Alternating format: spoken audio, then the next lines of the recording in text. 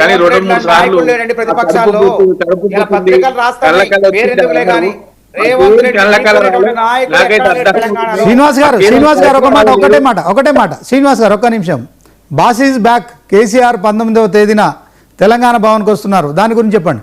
హనుమంతుడి పెళ్లి ఎప్పుడంటే రేపు Definitely ఎప్పుడు వస్తారండి? దీనిపైన వరదలు వచ్చిన నాడు, గడిచిన ప్రజలకు కష్టాలు రెండు వచ్చిన నాడు సంవత్సరాల దేనికి పాలన రాడు? పైన, హనుమంతుడి పెళ్లి ఇరిగేషన్ ఎప్పుడంటే ప్రాజెక్టుల రేపు పైన, రేపు ఈ ప్రభుత్వం తీసుకుంటున్నటువంటి నిర్ణయాలు, పాలమూరు ఎత్తిపోతల పైన, ఇరిగేషన్ ప్రాజెక్టుల పైన, అట్లనే జరిగినటువంటి ఇప్పుడు స్పష్టత వస్తది కదా పంచాయతీ ఎన్నికల పైన. రాబోయే రోజులలో పార్టీ ఏ విధంగా వీళ్ళు చేస్తున్నటువంటి అక్రమాలు, అరాచకాలు, వీళ్ళ పాలన గాడిపెట్టే ప్రయత్నం, తెలంగాణకు మంచి భవిష్యత్తునిచ్చే ప్రయత్నంలో దానికోసం ఒక సమావేశం నిర్వహించబోతున్నారు. దానికి కేసీఆర్ గారు వస్తున్నారు.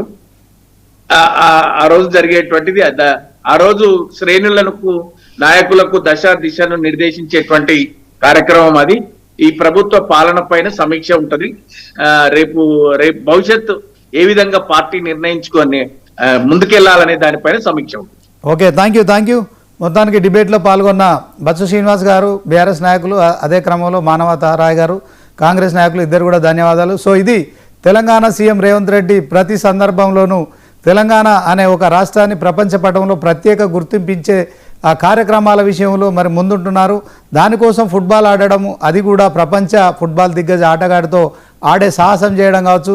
సో మొత్తానికి ప్రపంచం దృష్టిలో తెలంగాణ అనే ఒక రాష్ట్రానికి అయితే ప్రత్యేక గుర్తింపునిచ్చే ప్రయత్నం చేస్తున్నారు. ఇదే క్రమంలో మరి 17వ తేదీ వరకు పంచాయతీ ఎన్నికలు కొనసాగుతున్న నేపథ్యంలో 19వ తేదీన తెలంగాణ మాజీ సీఎం కేసీఆర్ తెలంగాణ భవన్కు